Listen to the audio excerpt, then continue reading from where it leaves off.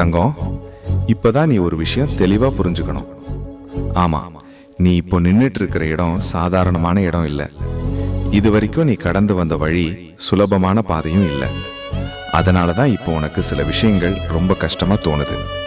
அதுக்கு அர்த்தம் நீ பொறுப்போட வளர்ந்துகிட்டு இருக்கிற அறிகுறிதான்.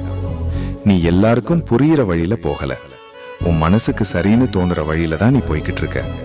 அதனாலதான் சில நேரம் நீ தனியா நடக்கிற மாதிரி தோணும். அது ஒன்றும் தவறில்லை தங்கம், அது உன்னோட தலைமைக்கான அடையாளம் தான்.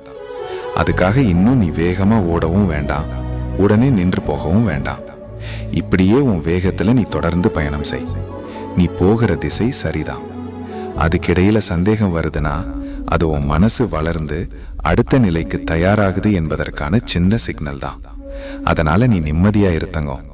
உன் அப்பா உன்னை சரியான பாதையில தான் கூப்பிட்டு போறேன். ஓம் நம சிவாய.